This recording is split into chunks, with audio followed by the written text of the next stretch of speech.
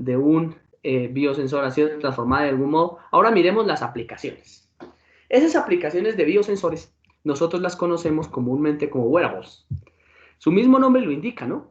Son dispositivos electrónicos que buscamos que estén adaptados a la parte vestible. Entonces observen esta imagen en la cual digamos que ahí está la referencia, voy a darle escape para que ustedes se den cuenta, bueno, las referencias están ahí al final, de que está la referencia de dónde se extraen las imágenes. Estas son imágenes todas tomadas de internet o directamente desde la plataforma de PowerPoint con inserción de imágenes en línea, en donde lo que buscamos es que exista de algún modo un dispositivo electrónico que se adhiera al cuerpo.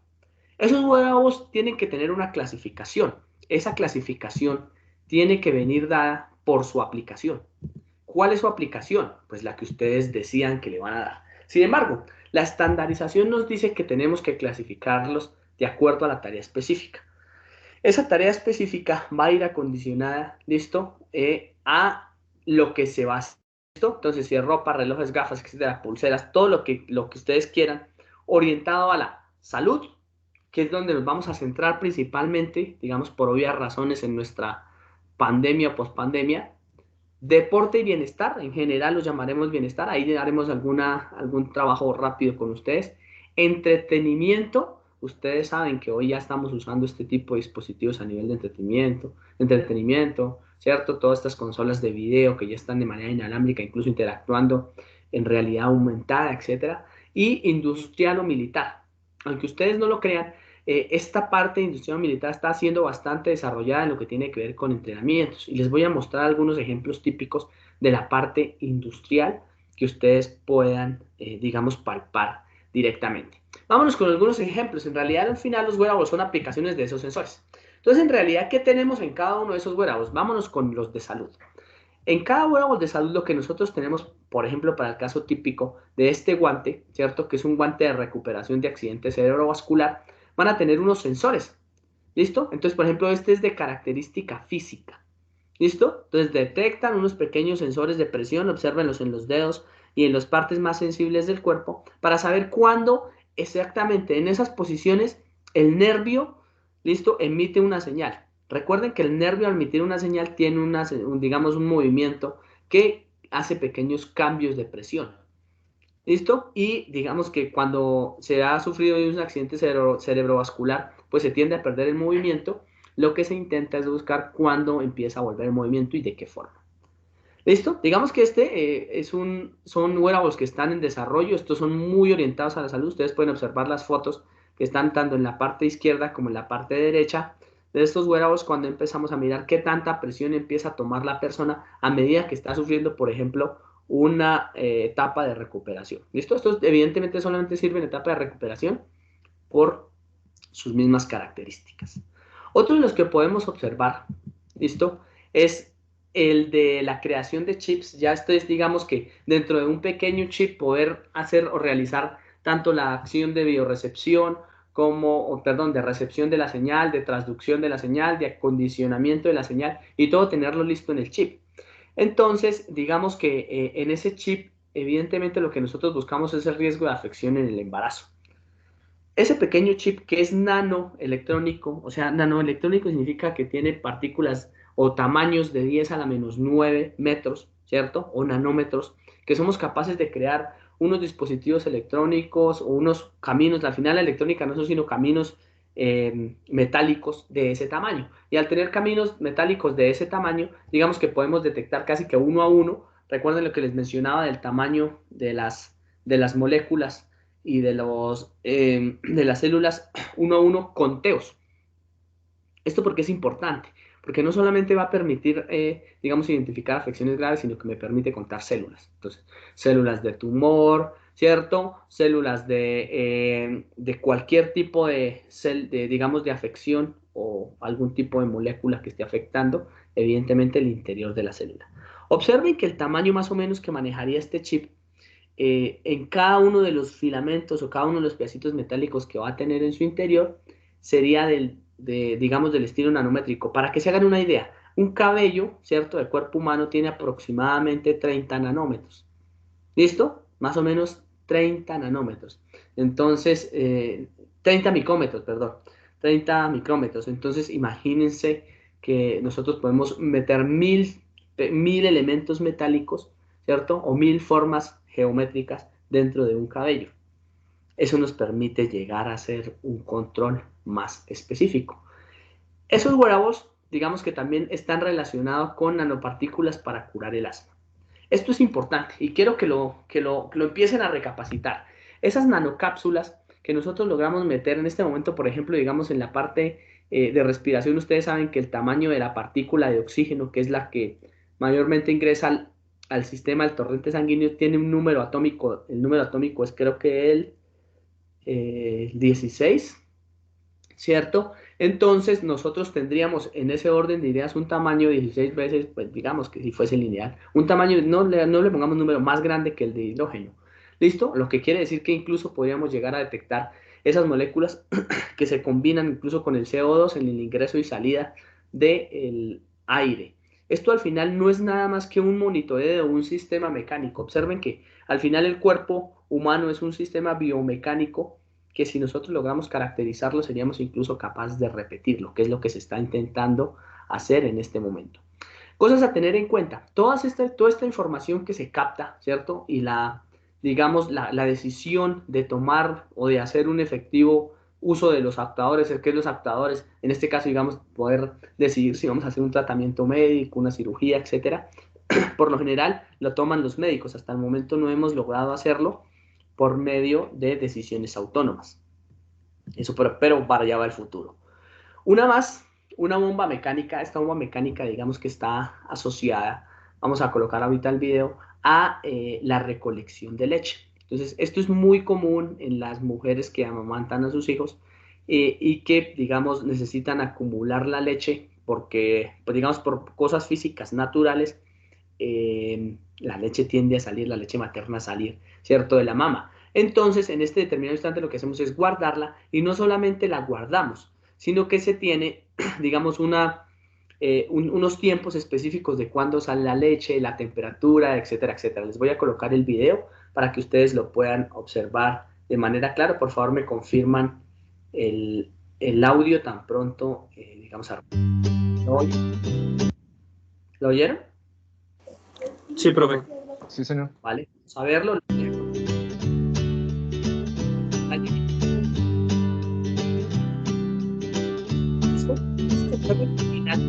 Ese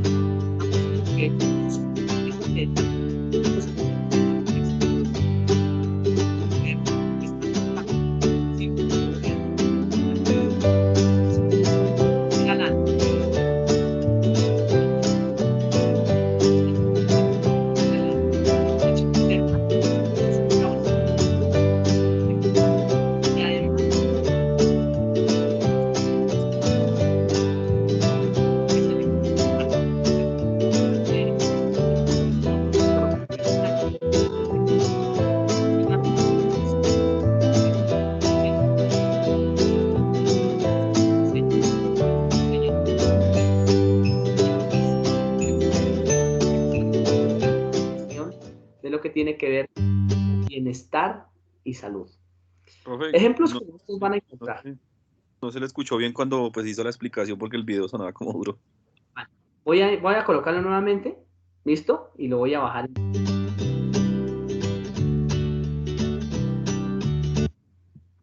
¿Mucho mejor? ¿Me escuchan? ¿Me escuchan? Sí, señor, ¿me escuchan? Sí, Vale, señor. perfecto. Ya, ahora sí. Entonces, ¿qué es lo que ocurre? Vamos a tener una bomba, ¿cierto? Esta bomba es un wearable, como su mismo nombre lo indica, es una bomba que está adherida al cuerpo.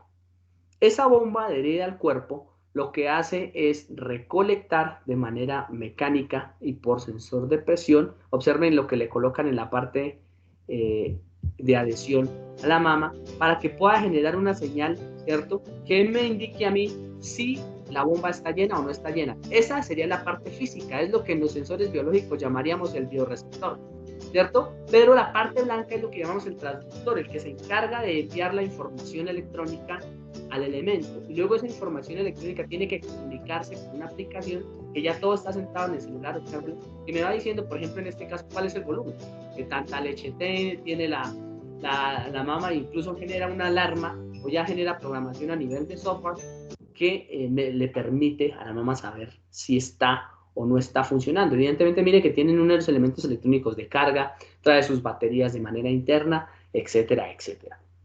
Digamos que aunque ustedes no lo vean, digamos de pronto muchos, porque la mayoría son hombres o los que tienen hijos ya lo conocerán, es un avance que genera bienestar en la mamá y digamos en la salud. Así habla de un precio aproximado de 400 euros, digamos que para Europa 400 euros no es muy costoso en lo que tiene que ver con digamos con el costo de vida. Tendríamos uno siguiente, ¿cierto? Que podría ser, bueno, aquí yo dejo esta para más tarde, listo, no voy a gastar demasiado tiempo en esta actividad, listo, lo dejamos más adelante y continúo con mis sistemas en vivo. Miren que todos estos wearables no solamente están orientados a la salud, sino al bienestar, eso es lo que yo busco en mi actividad. Sin embargo, les voy a mencionar algunos de los wearables de bienestar. Ustedes los conocen claramente y digamos que lo voy a mostrar aquí de manera directa. Primer wearable, o que quiero que ustedes empiecen a aportar aquí. El wearable de lo que tiene que ver con el Apple Watch. ¿Cierto? Entonces, ¿alguno de ustedes posee un Apple Watch? Sí, profe. Yo supongo que sí. ¿Lo saben usar? ¿Para qué lo usan? Pues en mi parte hace uno pues medición de, pues cuando hace ejercicio uno, ritmo cardíaco, calorías, pues tiene funcionamiento también en cuanto pues para que usted esté ya mucho tiempo quieto, él le dice a usted como que hay tiempo de moverse. ¿Qué Sí. más le dice a uno? Bueno, lo utilizo también, pues no utilizo mucho el sensor de oxígeno ni nada de eso, pues eventualmente la verdad no. Y pues notificaciones del celular. Eso es, muchas gracias. Observen lo siguiente. El Apple Watch es el ejemplo típico de un wearable, ¿cierto? Que ya tiene toda la evolución electrónica que necesitamos, tiene en su interior un sistema embebido muy pequeñito. Y yo les dije ahorita que podíamos hablar de filamentos, ¿cierto? Nanométricos, es decir, que en un caballo podíamos meter 1000 filamentos de eso, ¿cierto? Entonces, imagínense en el tamaño de un Apple Watch, ¿qué electrónica podemos hacer? A ese nivel estamos. Si utilizamos esa electrónica y al final, ¿cierto? Esa electrónica se encarga de comunicarnos con el celular, el Apple Watch se convierte tal vez en uno de los ítems más avanzados en lo que tiene que ver con los wearables de bienestar.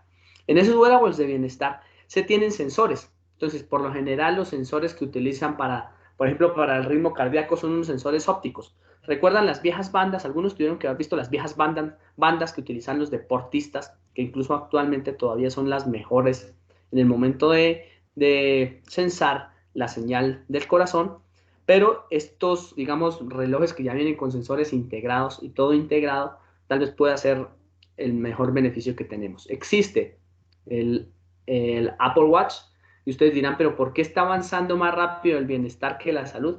Digamos, porque la reacción electroquímica ha sido, o física o biológica ha sido suficientemente estudiada y nos permite no tener ningún inconveniente con este tipo de sensores. ¿Quién es el que más invierte? Digamos que en salud, aunque se hace a nivel masivo, ¿cierto? El testeo de salud, la inversión que se hace a nivel de bienestar es, digamos, mucho más masiva, ¿cierto? Valga la redundancia. Entonces, digamos que la investigación que se logre hacer para generar un dispositivo de este tipo de Apple Watch es mucho más, digamos, pagable en términos de costo en la longitud del tiempo, ¿cierto? O en el tiempo, y por eso tal vez han tenido su mayor evolución.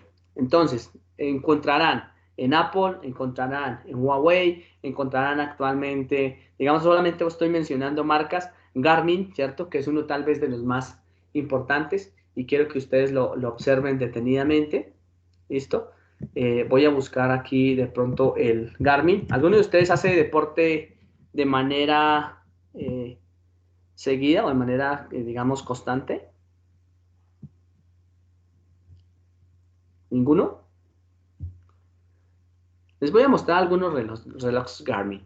Estos están alrededor de los 1000 euros, ¿cierto? Los más baratos. Entonces ustedes podrán encontrar estos tipos de wearables y estos wearables tienen el ejemplo típico, ¿cierto? Que nosotros intentamos, digamos, encontrar en un sistema de IoT. Y es los sensores integrados, como ustedes pueden observar en cualquiera de estos relojes, tiene el sistema embebido en su interior y además presta comunicación inalámbrica con el celular a nivel Bluetooth, en su mayoría, la mayoría de veces. Observen que aunque es un sensor, ¿cierto? Que digamos, solamente se adhiere al cuerpo cuando yo pedaleo, de acá, que es el potenciómetro que utiliza el ciclista, es muy importante. Observen estos rodillos, ¿cierto? Para los ciclistas.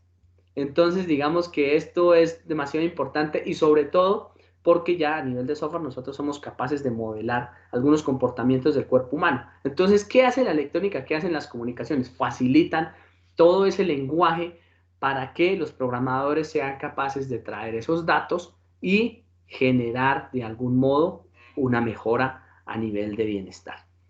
De estos pueden encontrar de bienestar, yo creo que un montón. Ustedes se pueden entrar a la página, a cualquier página de importación de datos, China o Amazon, y van a encontrar wearables de bienestar un montón. Vámonos a wearables de nivel de bienestar. Voy a mostrarles algunos industriales. De pronto no tengo imágenes propias. Nosotros hemos realizado algunos a nivel industrial de simulaciones. Voy a buscarles por aquí en esto más bien, eso se llama realidad aumentada. Recientemente les comento esta historia que nosotros hicimos en uno de, aquí está, este es el que quiero observar. Observen este. Nosotros realizamos de manera inicial un dispositivo, aquí está, que utiliza un casco de realidad virtual o un casco de realidad aumentada. Y esto, aunque ustedes no lo crean, ya está con nosotros, ya está funcionando. Entonces, ¿qué hace el casco de realidad aumentada? El casco de realidad aumentada lo que hace es digamos, generar, ¿cierto? Aunque dé la impresión un holograma, no genera el holograma, en realidad hace que yo vea el holograma.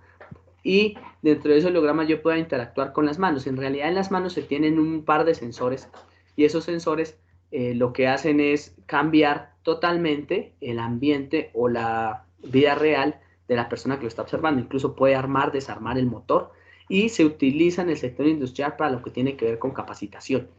Esto ya está en el mercado, nosotros lo hemos hecho acá en Colombia, lo llevamos haciendo los últimos 2 años y esto ya está funcionando. Esto quiero que lo tengan en cuenta. Con el casco de realidad virtual ya está funcionando. ¿Listo? Entonces, ¿qué es lo que viene enseguida? Para el sector industrial y para el sector militar también se hace con esta parte de simulación en las prácticas de tiro, ¿cierto? Digamos, las simulaciones de lo que tiene que ver con algunas operaciones tácticas y estratégicas a nivel militar, y lo que se vienen son el metaverso. Digamos que recientemente miraba yo una película de Space Jam del metaverso, y yo ya no lo veo tan lejos, creo que esto está más cerca de lo que nosotros pensamos y la pandemia ha colaborado un montón para que esto llegue ahora mismo. Van a observar ustedes que digamos, en este caso, por ejemplo, lo que hoy necesitamos como ingenieros de software, ingenieros de sistemas y de programación para poder generar todo este tipo de aplicaciones, en algún momento vamos a necesitar también ingenieros que manejen toda esta parte multimedial. Entonces, los invito de algún modo para que si ustedes tienen la posibilidad de capacitarse en ese sector, lo tengan listo porque seguramente ahí está el presente y el futuro de lo que va a pasar con este tipo de cosas, sobre todo en el consumo electrónico. El consumo electrónico indica que nosotros vamos a tener en telecomunicaciones, evidentemente, que producir chips a gran escala. Hoy en día tenemos un gran problema con los chips, creo que lo habrán escuchado, en donde la producción ha bajado mucho, pues, o digamos no ha bajado mucho, la demanda ha sido tan alta que los chips ya no dan en fabricación para tenerla. Entonces quiero que lo tengan en cuenta. Digamos que es importante que ustedes observen que wearables de todo este tipo e incluso adheridos al cuerpo, este es el casco de realidad virtual y esto tiene un avance enorme y ha empezado a avanzar. Sin embargo, observen que estos wearables, a diferencia de los biosensores o hasta a diferencia de cualquier sensor, ya tiene incluido un dispositivo electrónico que permite captar la señal. ¿Cuál señal? Esa señal de la que estábamos hablando, que acondicionábamos en los sensores, y procesarla. Y además de procesarla, traerla a la vida real, es decir, convertir esos voltajes que nosotros hablamos en algún instante en la tarjeta electrónica y traerlos a la vida real y volverlos medidas de presión, medidas de cualquier tipo de variable que yo intente observar. Es ahí donde aparece importante o es muy importante hablar de los sistemas embebidos. Entonces, les voy a solicitar que por favor vayan alistando su material de sistemas embebidos que se realizó en la anterior práctica, porque va a ser muy importante poder acudir a los miles de embebidos, bueno, miles tampoco, pero sí a los cientos de embebidos que existen actualmente en nuestro, digamos, territorio. Entonces, ¿qué es un embebido? Al final un embebido, ¿cierto? Un sistema embebido, perdón, se podría definir como una tarjeta electrónica que es capaz de actuar y solucionar un problema por sí misma. ¿Por qué se le llama embebido? Porque tiene dentro de su tarjeta todo lo necesario para poder resolverlo. Existen un montón, yo coloco aquí como ejemplo, digamos, una Raspberry Pi 4, ¿cierto? Una de las, digamos, últimas, que está alrededor de los $200. Y observen que $200 puede costar una nanoboard o una board de un computador. Sin embargo, la nanoboard, yo, digamos que programarla es un poco más complicado, porque al final lo que uno hace con una board y los que han tenido experiencia con el ensamble de computadores es colocar los periféricos e instalar el sistema operativo. Ese sistema operativo es el que no quiero instalar yo. Yo quiero instalar un sistema embebido propio o un sistema, digamos, operativo que no dependa, ¿cierto?, de otros dispositivos. Tienen unas partes importantes, cada uno de los sistemas embebidos, pero al final no pierdan de vista que es un sistema electrónico. ¿Listo? ¿Vamos bien hasta ahí? ¿Dudas?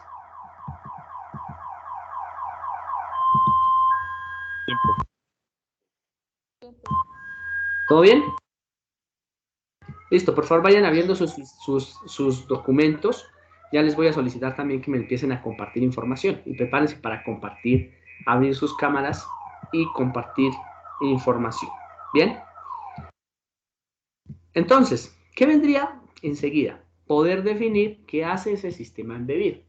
¿Listo? Entonces, inicialmente la electrónica, voy a hacer aquí un poquito de historia, ¿cierto? La electrónica nace originalmente con unos y ceros, pero a medida que vamos aumentando en la cantidad de dispositivos, artefactos, como lo hizo, digamos, o como se hizo en el primer computador, donde los artefactos eran tan grandes que, claro, eso se volvía gigante, ¿listo? Pueden empezar a interactuar. Entonces, si yo tengo un bit, solamente tengo 2 estados. Si tengo 2 bits, 4 estados. Si tengo 3 bits, 8 estados. Y así 2 al número de bits.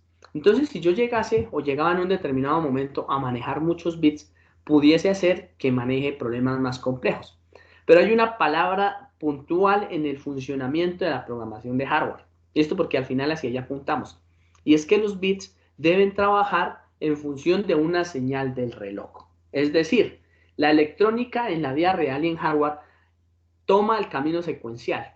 ¿Listo? Y el camino secuencial es recorra un camino, espera el tiempo que camine, que necesite para recorrer ese camino y vuelve a empezar. O sea que hace un ciclo y va y vuelve y va y vuelve y va y vuelve, similar a las programaciones de los for que ustedes tienen. Entonces, por ejemplo, les hago la pregunta a ustedes, los ingenieros de software, ingenieros de sistemas, si se encuentran.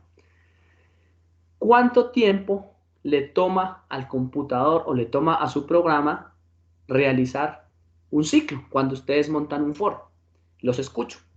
¿Cuánto tiempo creen? Ni siquiera que lo sepamos. ¿Cuánto tiempo creen que le toma a su ciclo for realizar una vuelta completa? Los escucho. ¿Alguna vez se habían hecho esa pregunta? Señores. Profe, pues yo opino que también depende un poco de la complejidad del algoritmo que esté dentro del for, pero normalmente es una medida muy pequeñita, menos ¿Mm? de, no sé, puede ser menos de un milisegundo, diría yo. Sí, correcto. Eso es lo que queremos, ¿no? Eso es lo que buscamos. Digamos que eso está muy ligado. Observen que ya, entonces nosotros metiéndonos en la parte de hardware y en la parte de software, empezamos a equiparar y a equilibrar cuál es la diferencia entre un programa y el otro. Eso es lo que radica y lo que diferencia los dos tipos de programación, ¿cierto? Y nosotros llamamos programación de bajo nivel. ¿Y por qué se llama programación de bajo nivel? Porque en realidad nosotros lo que hacemos es tener en cuenta todos estos dispositivos electrónicos, tener en cuenta los tiempos de bits necesarios y tener en cuenta los funcionamientos físicos. Entonces, el anclar el sistema físico con lo que está pasando en la realidad, que la unidad que nosotros tenemos como referencia es el tiempo, diferencia la programación de bajo nivel, ¿cierto? Porque tiene operaciones, digamos, más sencillas para que podamos entender y llegar a analizar ese tipo de procesos, con la programación de alto nivel, que es básicamente una cantidad de funciones que tienen que empezar a acoplarse entre sí y que por lo general a veces no tenemos en cuenta nosotros en el momento en el que estamos programando software.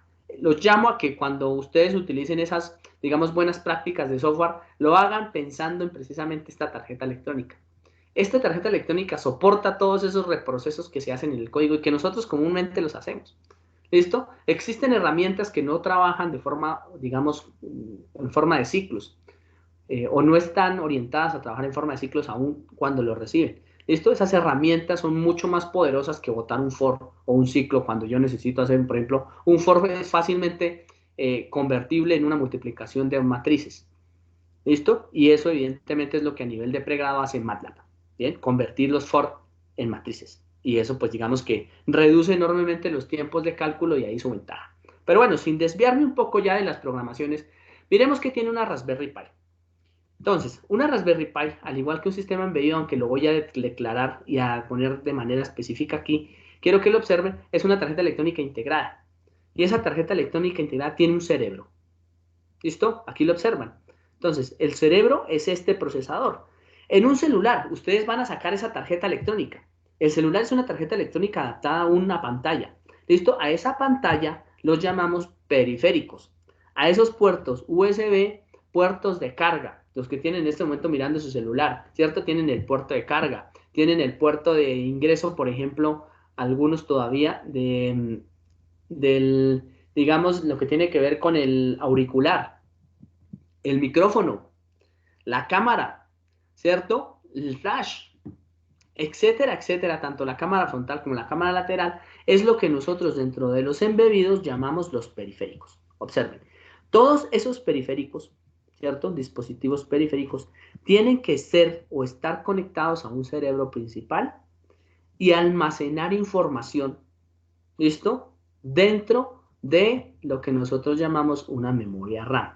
¿Qué hace la memoria RAM? Entonces la memoria RAM, esto solamente tiene en cuenta valores de acceso. Imagínense lo siguiente, ¿cierto?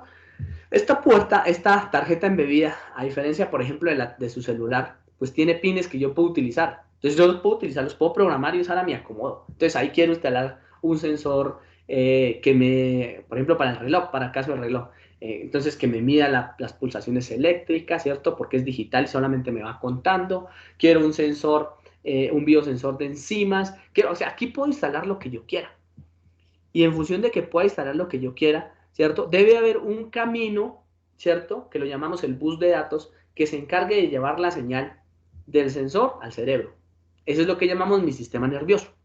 El sistema nervioso de la tarjeta se encarga de llevar los datos a la unidad central de proceso y dentro de la unidad central de proceso existe un microcontrolador. ¿Listo? Hoy en día ya lo llamamos ya no es un microcontrolador, digamos, sino es un procesador, ¿cierto? Con unas determinadas, digamos, estructuras que miraremos más adelante, pero ese procesador se encarga de manera inteligente poder ejecutar toda esa programación. Para los ingenieros de sistemas, ingenieros de software, esto es lo que nosotros llamaríamos el backend. Ahí en ese núcleo estaría todo el backend del proceso, todo el backend. ¿Listo? En realidad el backend a bajo nivel. Y tiene una ventaja grandísima, y es que le puedo programar lo que yo quiero. Así que a nivel físico le puedo programar que me detecte señales en una banda específica de Wi-Fi, en una banda específica de Bluetooth. Yo le puedo montar para que me reciba lo que yo quiera en cualquier protocolo. Si yo conozco el protocolo, le puedo programar todo y me va a recibir señales reales, de la vida real. ¿Cuál es el inconveniente entre el hardware y el software? Que tengo que traducir esas señales de bits, que son unos tramas larguísimas de bits, a señales reales. Entonces, ahí ya para que ustedes puedan recibir una señal entera, una señal real, una señal flotante, etcétera, etcétera. ¿Listo? ¿Vamos bien hasta ahí? Importante, todos estos sistemas embebidos, ya pues por tener el HDMI, por tener su protocolo USB y demás, ya no tenemos que programarlos en hardware, es decir, bueno, el protocolo USB tiene que recibir una trama específica de datos, etcétera, etcétera, sino que eso digamos que ha ido avanzando y lo podemos cargar como una función similar a la que en software, por ejemplo, nosotros pudiésemos llamar, no sé, llamemos una función apps, ¿cierto? Que por lo general en la mayoría de programas calcula el valor absoluto. Entonces, esas funciones también las manejamos nosotros a bajo nivel. Y esas funciones a bajo nivel me permiten a mí de una manera específica decir, bueno, yo quiero una transmisión USB, entonces le coloco la función USB y los argumentos específicos que necesita para las salidas específicas que yo estoy llamando. Lo mismo pasa con la vía de audio. En la vía de audio yo tengo unas señales específicas y tengo que ahora hacer comunicar las señales físicas, ¿cierto? Que llegan, o las señales eléctricas que llegan del sensor con un acondicionamiento que hago dentro de la tarjeta. Entonces, observen que aquí recibo señales, pero estas señales no están lo suficientemente acondicionadas. Lo máximo que me puede decir es esta, de 0 a 5 voltios. La mayoría de sistemas embebidos resumen o de 0 a 5 voltios o de 0 a 3 voltios. Y me permite conectarme a internet y tanto como yo quiera hacer de manera específica. Existen tarjetas Raspberry Pi 3, 2, 1, Arduinos, etcétera. Ustedes las observaron un montón. Texas, de todas las marcas, ¿cierto? Pero al final mantienen la estructura. Y como les repetía, entonces, la CPU debe realizar una comunicación con los periféricos. Entonces, los periféricos, ¿listo? Con, digamos, valores de trabajo interno que deben al final llegar a una solución de software. ¿Qué puede hacer la CPU? Entonces, la CPU, que es la unidad central de proceso, esto es la que es capaz de recibir los datos y procesarlos de manera rápida, son los que le dan una vuelta, genera interrupciones. ¿Listo? ¿Qué es esa interrupción? La interrupción a nivel, digamos, electrónico, lo que genera es, digamos, que el programa no esté continuamente dándole la vuelta a todo, sino que él hace en realidad un ciclo dentro de lo específico y entra a una determinada parte del código solamente cuando yo habilito la interrupción. ¿Listo? Es decir, a nivel electrónico, a nivel eléctrico, yo soy capaz de programar o hacer un programa sin que entre a todo el programa. Esto es lo que nosotros llamaríamos el break, o digamos los break. Sí, los break podrían ser la parte más sencilla dentro de un programa específico. Entonces nosotros los utilizamos mucho, esos break, en la parte de hardware. Sin embargo, esa ya se tendió a dejar de utilizar. Y tiene que ser capaz de recibir señales. Miren dónde están los sensores. Y los sensores, para poder comunicarse con la CPU, deben tener una caracterización. Entonces recuerden que yo les dije que era análogo digital. Entonces, por lo general, siendo análogo digital, digamos que aquí estamos hablando para los sensores analógicos, que son los más difíciles porque los digitales llegan directo a 1 o 0, deben tener una conversión a bits. Si esa señal, que es analógica, una señal de la vida real, que me entrega 2 voltios, ¿cierto? Y de 0 a 5 voltios yo tenía 2, debe convertirse a bits. A eso lo conocemos como un conversor analógico digital. Está interno dentro de la tarjeta, es un chip que se encarga de recibir una señal y decir, vea, estos son los bits. Ese avance eso ya está repetido, hecho y está dentro de la tarjeta. Llegan los datos en forma de bits a la CPU. Son procesados por la FPGA, digamos por la memoria, traducidos desde la memoria, actualizados. Y quiero que ingresen acá. ¿Por qué razón? Miren la memoria RAM. Entonces, la memoria RAM lo que hace dentro de un sistema embebido es estar sensando continuamente, ¿cierto? Sensa continuamente en los sensores les llegan señales, las captan, y la memoria RAM las recibe, por eso son memorias solamente de acceso. Las recibe, las envía a la CPU las traduce, ¿cierto? Ejecuta el proceso que tienen que ejecutar y envía la señal a la conversión digital análogo cuando yo lo necesito para que alguien ejecute la acción. ¿Listo? Así que la memoria RAM es supremamente importante para nosotros, muy importante, y por eso cada vez necesitamos más capacidad.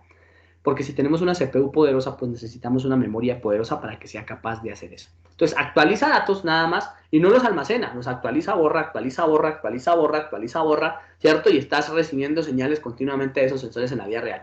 Miren que tener la capacidad de, ahora sí, captar señales físicas es digamos, un beneficio que vamos a tener todos como de telecomunicaciones, como de software, de poder entender que si nosotros conectamos unos sensores a una tarjeta, ya los vamos a recibir de manera automática. Sin embargo, esa etapa de tomar el sensor y mostrarlo no es tan sencilla. ¿Listo? Y considero yo que está fuera de los límites del curso. Esto, digamos, necesita muchísimo más tiempo para poder hacerlo en la vida real. Es así que nosotros lo que nos vamos a dedicar es a trabajar diagramas que nos permitan entender la estructura, más no especializarnos en la programación del hardware, para poder ejecutar este tipo de cosas, porque es demasiada información.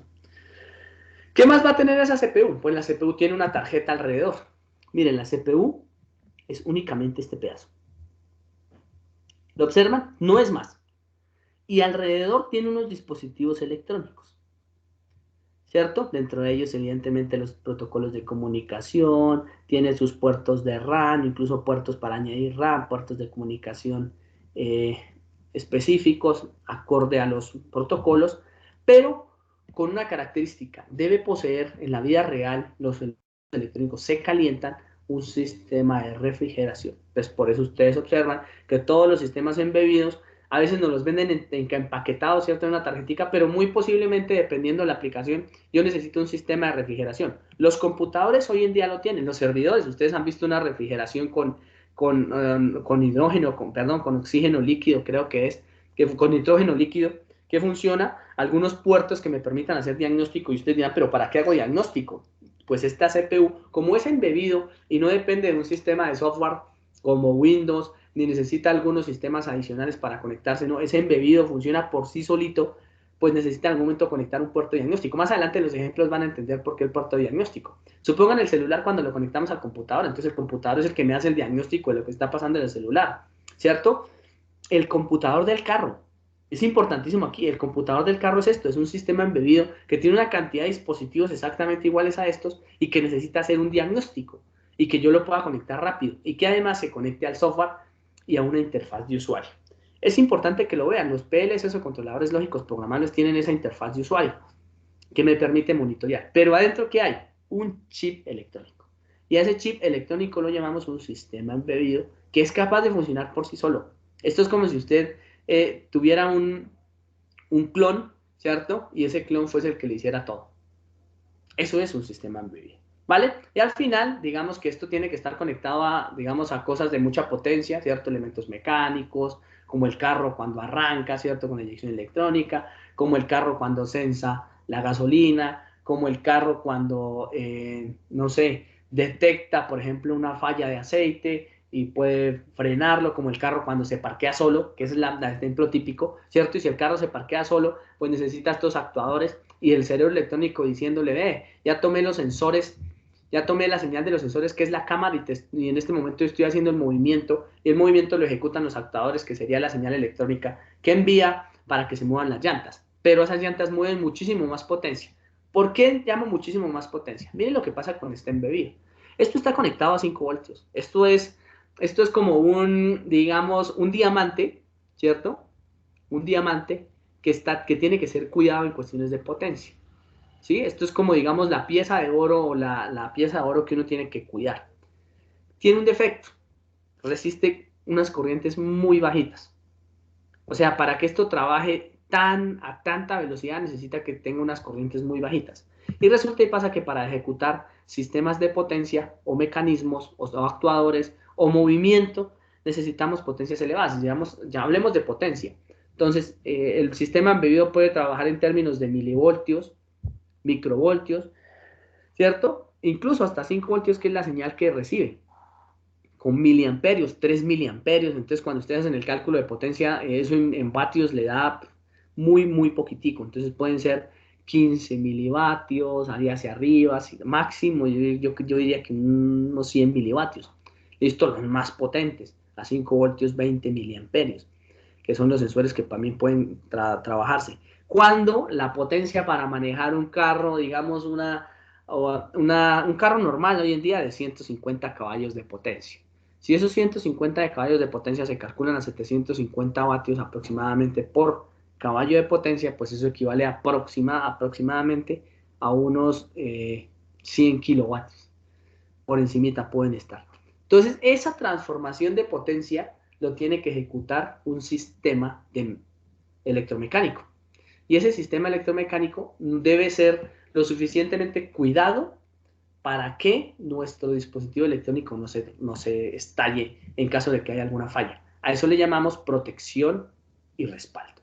Bien, quiero que observen que todos esos elementos que le acabo de entregar están aquí dentro de la tarjeta. Todo esto está incluido en su celular. Tiene unos sistemas de protección y respaldo, por ejemplo, en la carga, ¿sí? Y cosas así específicas para que ustedes lo puedan manejar. Es mucha ciencia la que hay aquí adentro de un sistema embebido. ¿Listo? Y tiene aproximadamente 60 años de evolución lo que se ha logrado ejecutar. La cantidad de aplicaciones que se han logrado meter en este control de señales electrónicas, digamos que indica que tendremos tener un futuro totalmente controlado por la electricidad. ¿Cómo funciona entonces al final? Porque una cosa es cuáles son los componentes y otra cosa es cómo lo programo dentro del sistema embebido. Entonces, en realidad el sistema embebido tiene una característica específica, la voy a mostrar aquí, y es que tiene un oscilador.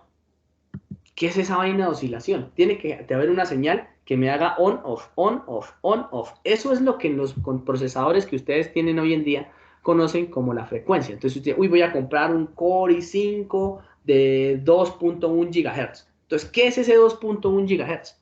Ese 2.1 GHz es el oscilador que nosotros tenemos al interior del sistema embebido para que me haga cada vez más rápido las operaciones.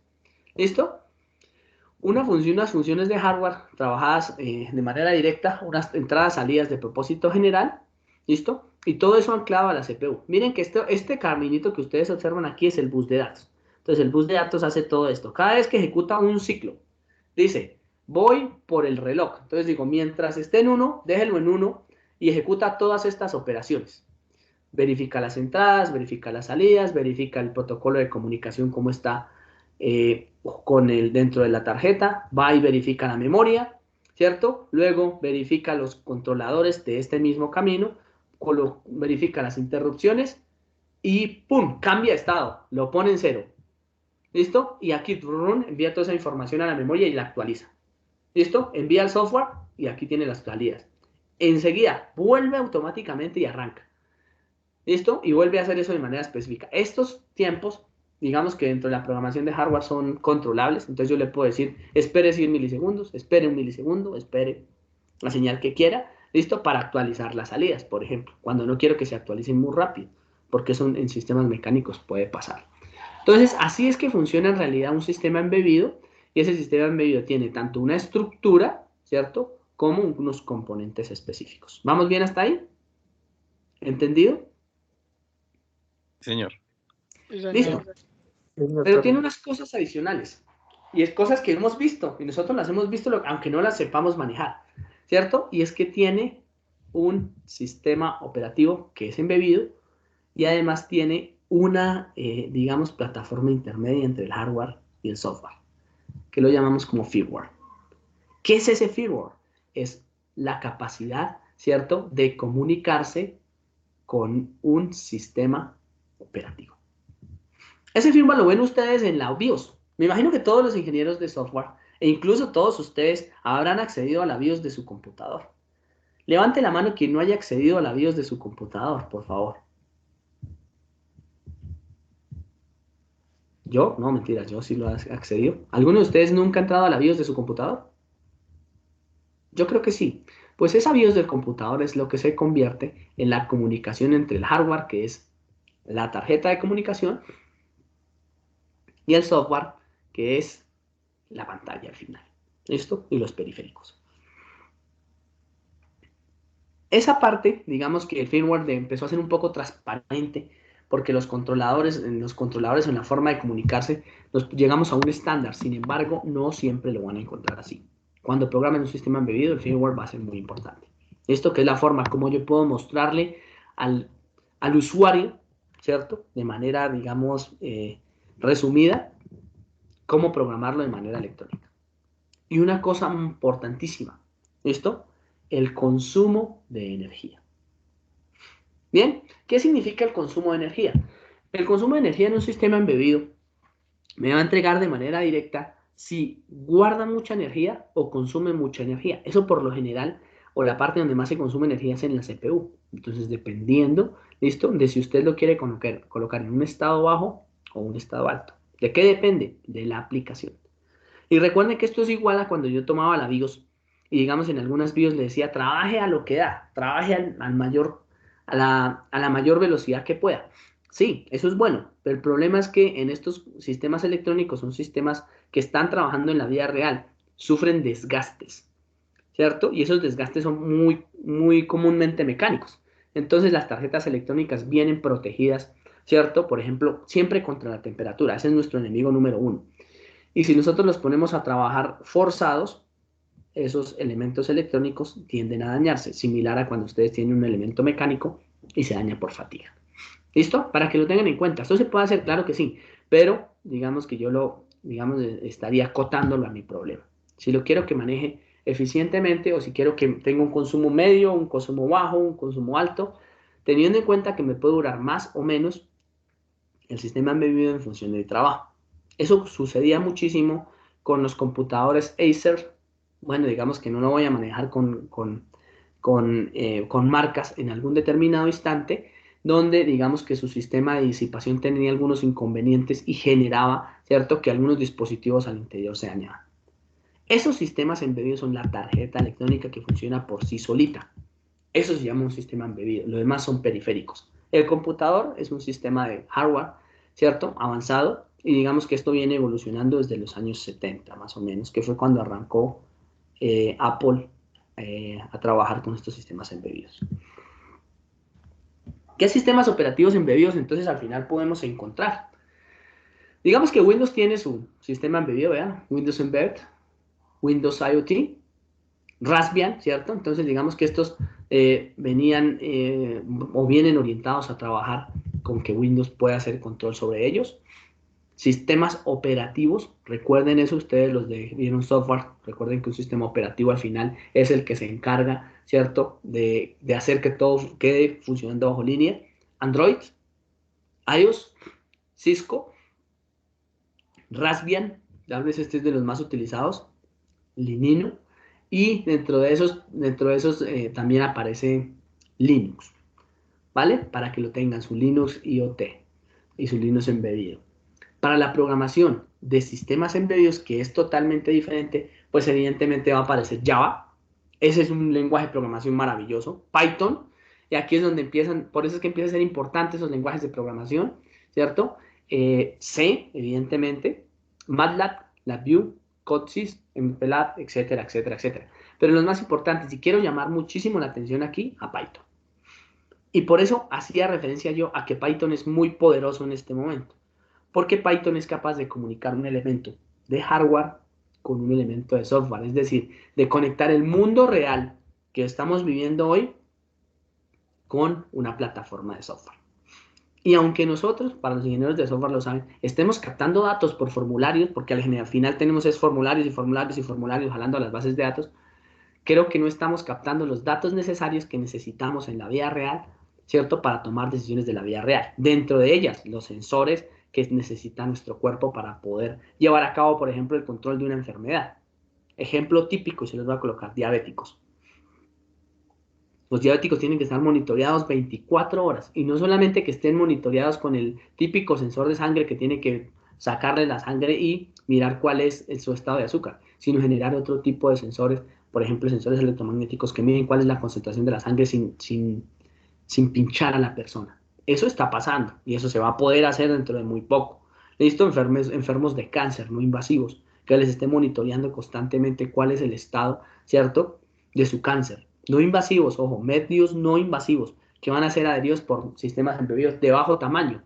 ¿Listo? Y los invito a que nos salgamos de esa ignorancia de no permitir en algún determinado instante, ¿cierto? Porque digamos que muchas religiones lo hablan, de los típicos parches que los van a monitorear. A nosotros nos tienen monitoreados desde hace muchísimos años.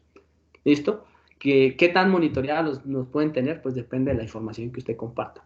Pero hoy en día, yo me atrevería a decir que más del 90% de nosotros tenemos un celular conectado a Internet.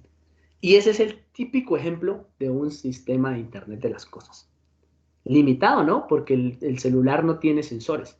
Hasta ahora se están agregando los relojes o los wearables, ¿cierto?, que se conectan al celular. Pero ahí está el sistema embebido que necesitamos. Ese va a ser el sistema embebido que me va a controlar todo, el celular.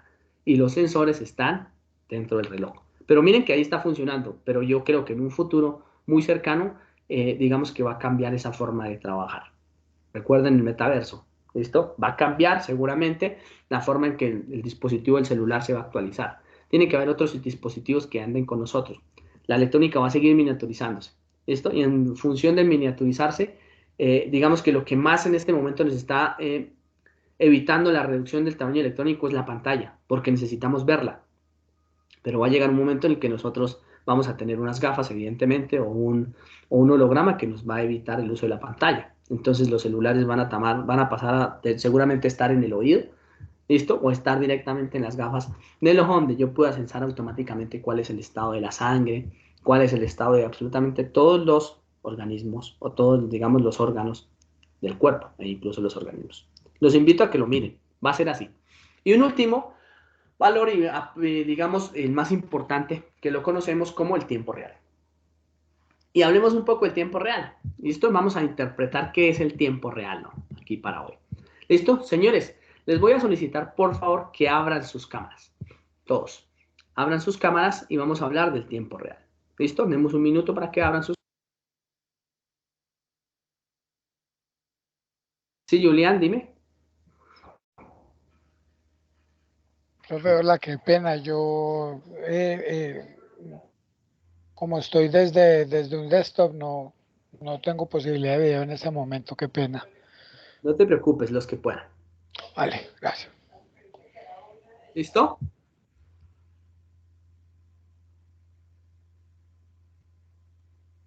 Listo. Vamos abriendo todos, por favor. Todos cámaras. No nos vamos a demorar mucho.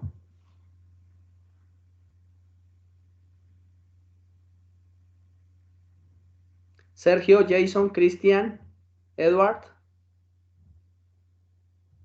Faltan todavía algunos. Bien, pero digamos que eso. Esto que estamos haciendo hoy y que voy a colocar, miren lo que voy a hacer, que digamos, es raro, ¿no? Pero ya se puede hacer.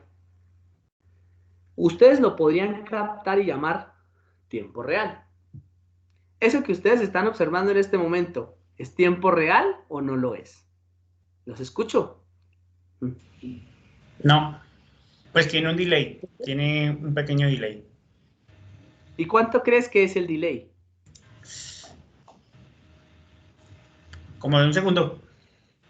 Más de un ¿Listo? Pues segundo. tú Milisegundos. lo puedes observar acá, mira. Para los de Teleco que son curiosos, aquí están. ¿Listo? Entonces, opciones, ¿listo? Y aquí le dicen estado de la llamada. Entonces, miren, aquí opciones, estado de la llamada. Para los que son curiosos, aquí está su delay de red. Es lo que nosotros encontramos en el famoso ping, ¿no? Ahí están los 108 milisegundos. Bien, ahí está la pérdida de paquetes. Todos esos datos que nosotros en algún momento decíamos, venga, pero a nivel de telecomunicaciones, ¿cómo censamos este tipo de cosas? Ahí está. Bien, aquí tienen todos sus datos de red. Cuántos paquetes se le están perdiendo, cuál es el tiempo de ida y vuelta, 86 milisegundos. Entonces quiere decir que ustedes tienen que estar captando hacia allá 43 milisegundos si fuese en realidad una red simétrica, ¿cierto? Todo este tipo de cosas, cuál va a ser los datos de audio, observenlo cómo se está moviendo el audio, cómo se está enviando el video, porque esto es interesante. ¿Cuál es la velocidad que estoy ocupando para el video? Observen este tipo de cosas. Y quiero que ustedes se den cuenta, ¿cierto?, de cuál sería en realidad el tiempo real. Entonces nosotros hablamos de procesos de tiempo real de acuerdo a mi realidad. ¿Cuál es mi realidad? Pues en este momento nosotros podríamos hablar y diríamos que tal vez el ojo humano pudiese detectar señales en retroceso versus el audio de máximo 100 milisegundos. Por ahí estaría. Cuando ya pasa ese tiempo de 100 milisegundos, ustedes ya empiezan a detectar que como que hay un eco, como que la persona que habla, digamos, tiene los movimientos de los labios como más rápido que el audio que me está llegando, etcétera, etcétera. Entonces depende del problema, pero para condiciones de telecomunicaciones, en este caso sistemas medios, tenemos que establecer una línea fija de cuál es el tiempo real. ¿Listo? Eso se mide en milisegundos, como lo dijo su compañero, pero está muchísimo más abajo y depende, digamos, de la especificidad de nuestro problema. Siempre hablamos de algunos milisegundos, máximo 100. O sea, si usted logra en una tarjeta electrónica tener menos de 100 milisegundos, usted puede decir, yo estoy haciendo una transmisión en tiempo real, si no, está diciendo mentiras. ¿Listo? ¿Vamos bien hasta ahí? ¿Listo? Cerramos cámaras, por favor.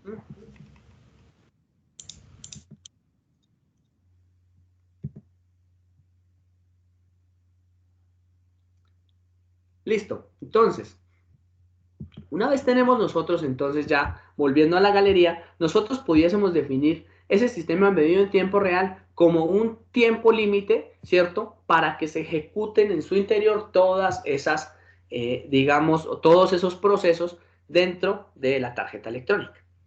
Debe haber un tiempo de inicio de cuánto se activa y cuándo se demora en ejecutar. Y ojo, porque ejecución no es solamente lo que se demora en hacer el cálculo al interior de la tarjeta, sino que hay que tener en cuenta cuáles son los tiempos, ¿cierto? Que yo les decía, de acceso a la CPU, de ir y leer las variables.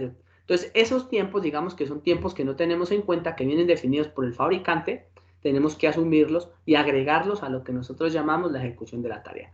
Lo que nosotros estamos observando aquí seguramente es la suma de todo ese tiempo real y que nunca tiene en cuenta cuál es el tiempo de la tarjeta, ¿listo? Pero hay que tener, digamos, unos previos valores de esa ejecución de la tarea. La mayoría de software embebidos, digamos que podrían darnos una impresión de que es tiempo real, pero pues a veces, dependiendo de la programación que ustedes le hagan al interior, pueden que se salga o puede que se salgan de su tiempo real. ¿De qué depende? De la relación entre la velocidad a la que va trabajando el procesador y la tarea que yo estoy ejecutando. ¿Listo? Observen eso bien, porque cuando yo digo que tengo un sistema en tiempo real, es ese tiempo. ¿Listo? Y es un tiempo electrónico físico real. No es algo que yo estoy haciendo. Digamos que los computadores no tienen mucho inconveniente, porque los computadores todos tienen un Core i5, Core i3, Core i7, que le corren lo que ustedes quieran.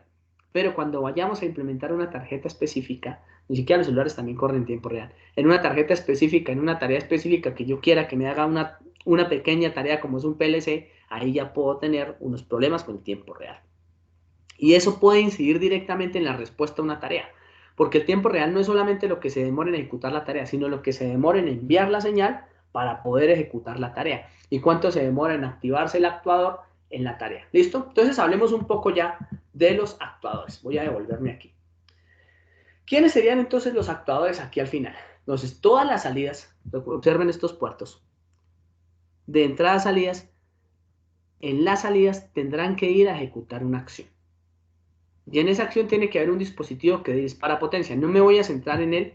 Esto, la mayoría son relés de alta potencia, que lo que hacen es repetir una señal electrónica. Entonces, si me dio un 1, el otro se repite y me da un 1 y conecta otro circuito. Esto es como si tuviese un circuito de pequeña potencia. Voy a hacer por aquí un diagrama. Voy a hacerlo aquí al final antes de hacer nuestra actividad de aprendizaje, que digamos ya estaría casi hecha porque ustedes ya lo hicieron. Vamos a hablar del actuador. ¿Listo? Entonces el actuador al final es un elemento metálico. Yo lo que voy a hacer aquí es insertar un elemento mecánico.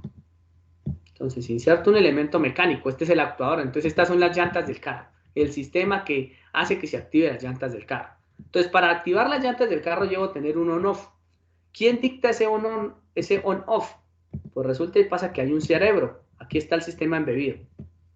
¿Cierto? Y ese sistema embebido, voy a colocarle por aquí, sistema embebido, tiene que tener unos valores o unas salidas. Digamos que ustedes lo que dicen, bueno, mira, aquí está la salida, allí hay una tierra, no una conexión eléctrica, y aquí está la salida, esta es la que me dice si es 1, 0, 1, 0, si debo prender o apagar, si debo girar, si debo hacer, si debo hacer lo que ustedes deseen. Y en el intermedio de estos dos existe un sistema de relevo, ¿cierto? A nivel general. Entonces aquí hay un elemento que lo llamamos de control y aquí hay un elemento que lo llamamos de potencia. ¿Listo? Entonces ese elemento se encarga de comunicar o de traducir el control con la potencia. Cuando aquí tenemos, digamos, voy a insertar por aquí cualquier elemento de potencia. Cualquiera que ustedes quieran. Voy a colocar aquí el carro. Bien.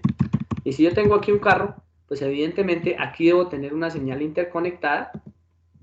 Bien, aquí interconecto una tercera señal que va a ir a la fuente de la potencia. Entonces, si aquí es la fuente de la potencia, aquí está en los carros eléctricos, aquí están las baterías. ¿Listo? O bueno, el elemento de donde extraiga la potencia. Por lo general, si son híbridos, o está la gasolina o está en las baterías. Bien, si aquí está el carro eléctrico. Uy, perdón. Lo coloco acá. ¿Cierto? Y recuerden que aquí está el sistema de potencia. Aquí lo llamamos fuente. ¿De dónde extraigo la potencia? Entonces, ¿qué hace él? Envía una señal. Si aquí sale un 1, Él extrae toda la señal de la fuente y se la pone al carro. Repite, lo que aquí diga, si aquí dice un 1, aquí hay un 1. Si aquí hay un 0, aquí hay un 0. Entonces, este loro, ¿cierto? Que lo que hace es repetir, aísla la señal electrónica de la señal de potencia. ¿Listo? A ese señal o a ese valor lo conocemos comúnmente como relevos. Los hay de estado sólido dependiendo de su digamos, potencia o la rapidez con la que quiere trabajar, o mecánicos, que fueron los primeros en salir. Relevos. ¿Dónde han visto esos relevos? Pues ustedes seguramente habrán entrado o habrán visto algunos o escuchado algunos elementos eléctricos antiguos.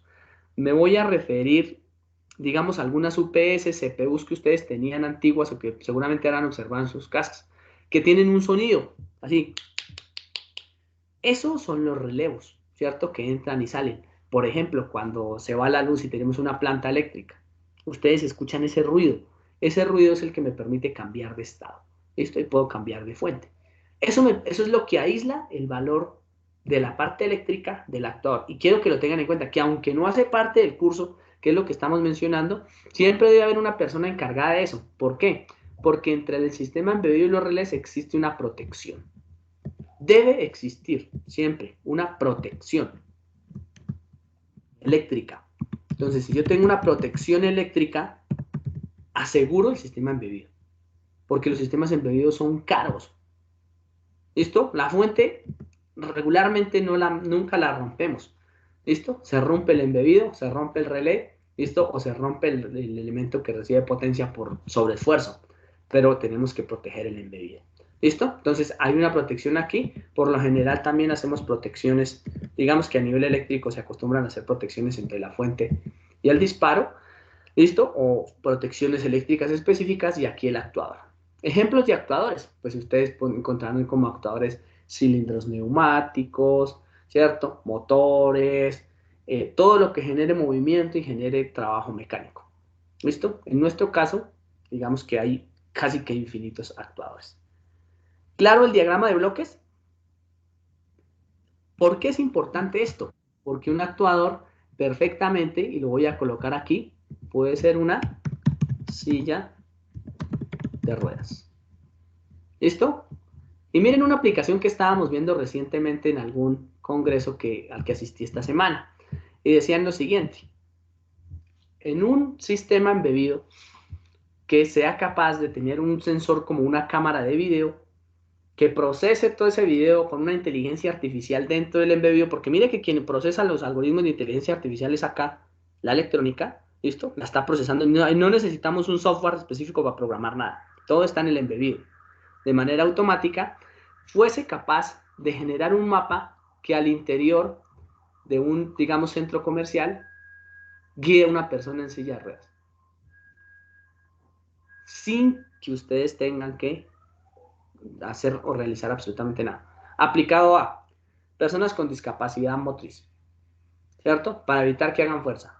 Personas con discapacidad visual, que es importante, ¿no? Que le diga, venga, llegué al primer piso y quiero ir por lo general en los centros comerciales son de 3 pisos, no quiero ir al tercer piso, a la sala de comidas o al cine y quiero por favor que me compre una entrada tal. Y él automáticamente le hace eso. Y observe lo siguiente, son sensores y hay comunicación. Sin embargo, en el embebido solamente hay comunicación alambrada o inalámbrica. Es decir, el embebido ya tiene dentro de sí un sistema de comunicación al cual me voy a hacer referencia un poco más adelante. ¿Listo? Conclusión de ese embebido, tenemos aplicaciones infinitas. ¿Qué vamos a hacer entonces? Ahora con lo que ustedes ya hicieron, ¿cierto? Con todo lo que ustedes investigaron la clase anterior, lo que vamos a hacer, ¿cierto? Es un mapa mental que me indique la característica de 2 embebidos. ¿Listo? De 2 de los embebidos. Yo ya les voy a compartir el mapa mental. Que me muestre la marca, las características de la CPU, la frecuencia o velocidad de oscilación, la memoria, los bits del bus de datos, porque unos dicen son 8, otros son 10, otros son 12, eso digamos que implementa, es lo mismo que en los procesadores cuando dicen de 32 bits o 64 bits, lo mismo, y cuántos periféricos puede tener, o cuáles son los periféricos que puede tomar. ¿Listo? ¿Les parece? Entonces vamos a extraer de la información que ustedes tienen, En un solo mapa mental, en uno solo, donde estén todos a la vez. Van a trabajar, yo voy a estar monitoreando para evitar que se repita. Sin salirnos, yo la voy a dejar abierta, sin salirnos para que ustedes vayan viendo la actividad del mapa mental. Así que lo voy a crear. Clara, hasta ahí la actividad, yo les dejo igual la pantalla compartida para que ustedes observen. Entonces, ahora me voy a ir a crear el mapa mental para compartirlo con ustedes.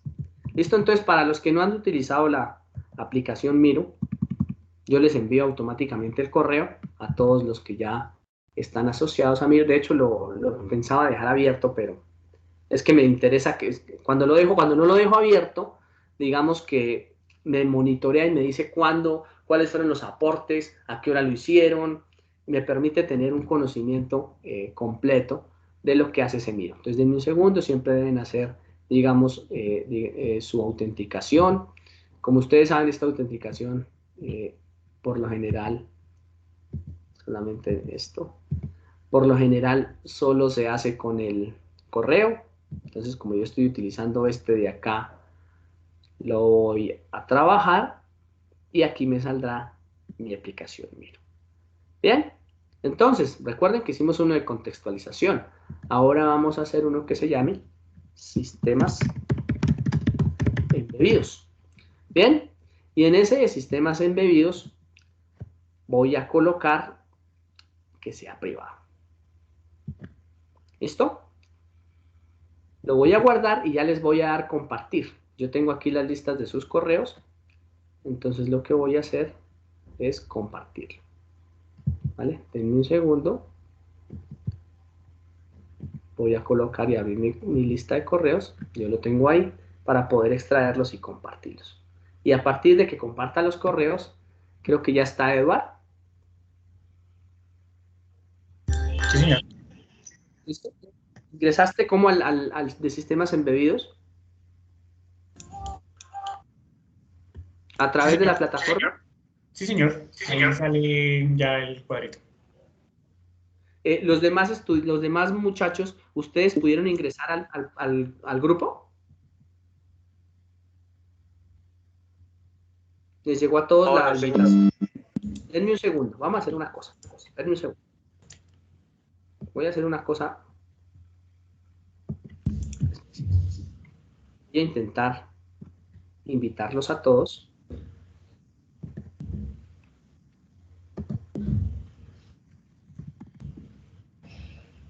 Tengo aquí los listados.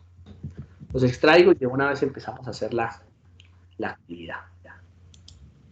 Bien, ¿qué hay que hacer? De los 20 que seleccionaron ustedes, hacer lo mismo, pero juntos. No pueden repetir, así que tienen que estar viendo qué hacen sus compañeros. ¿Listo? Y es de manera individual. ¿Vale? No pueden repetir. A ver, los formularios.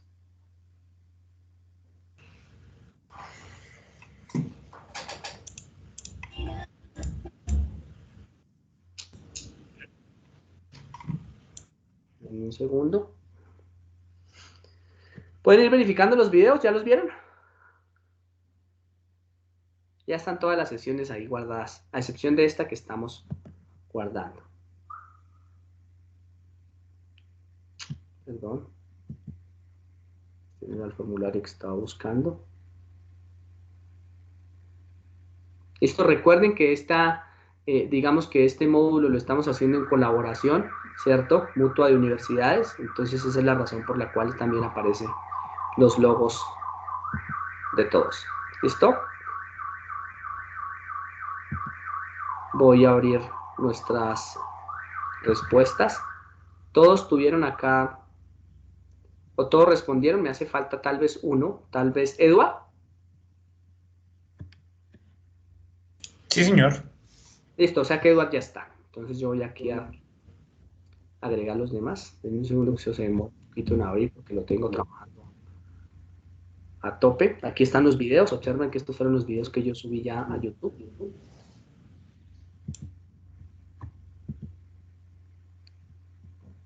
A ver si me abre esto. Está un poco lento este computador.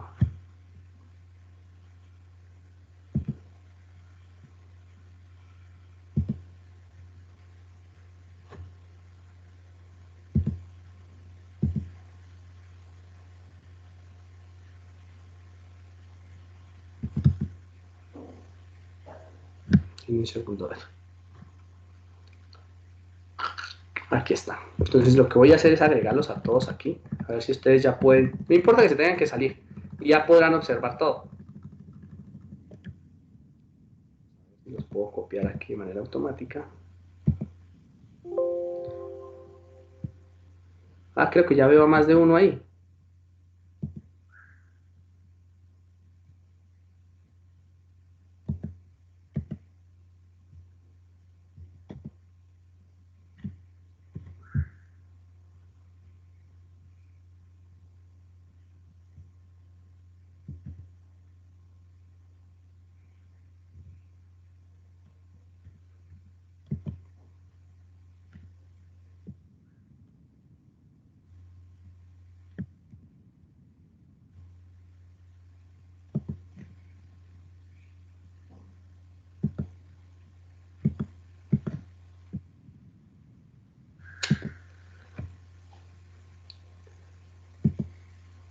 Pasó.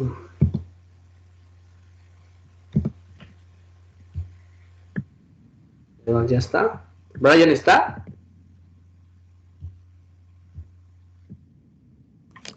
¿Cuál Brian, profe? Sí, está.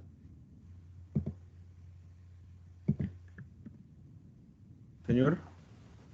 Brian está dentro del grupo ya. ¿Te llegó una notificación de que estás en el grupo? Sí, sí, señor. Podrías intentar ingresar a ver si puedes observar el material o al menos, digamos, ver que estás agregado. Ya le está cargando, profe. Pero ya te apareció, ¿cierto? No, está cargando. Es que el internet está como malito y también. Sí, a mí me está funcionando también un poco lento.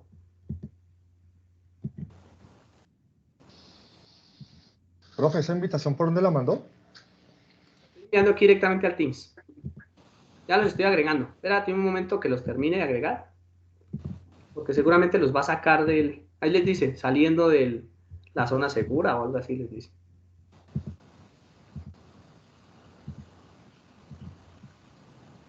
Tío, espérate porque te va a llegar al final. Para que tengas acceso.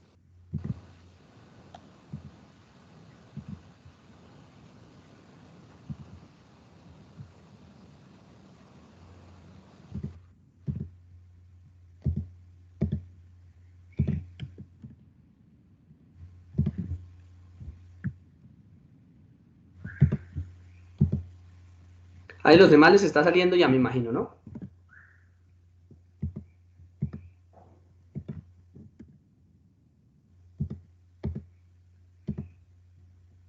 Alguien falta porque lo agregue, digamos, de los que no, de los que están en el listado de Excel, donde hoy alguno no aparece más bien en el listado de Excel. Obsérvenlo ahí.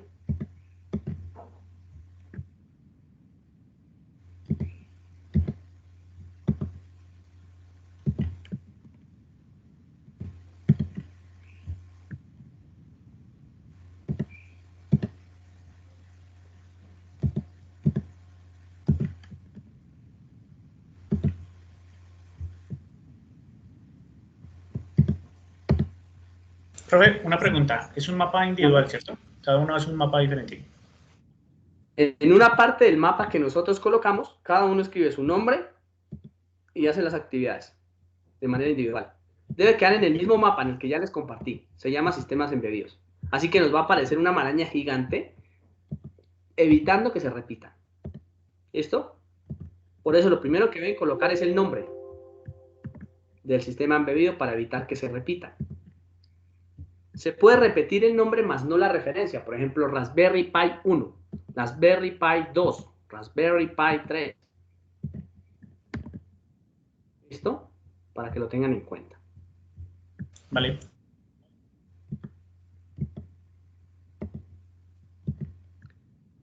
Ya debes estar invitado, confírmame.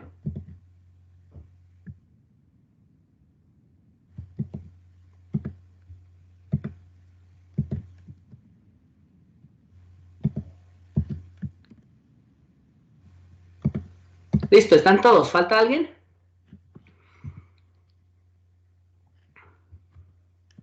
Señores, ¿falta alguien? Bueno, aquí nos vamos, voy a dejar aquí la ventana compartida para que ustedes vayan viendo el monitoreo que se hace del sistema embebido. Yo lo voy a reducir para que ustedes vean cuál es la pantalla que yo observo cuando están trabajando. Listo, voy a darle aquí un poquito menos de zoom. Esto es a lo que nosotros llamamos el trabajo colaborativo. Es correcto, mírenlos. Ahí están apareciendo, entonces tomemos unos 15 minuticos, ¿vale? Para que ustedes puedan realizar el trabajo. Yo sigo aquí en línea. Esto será evidentemente una actividad calificable. Esto queda grabado para que quede, digamos, el repositorio.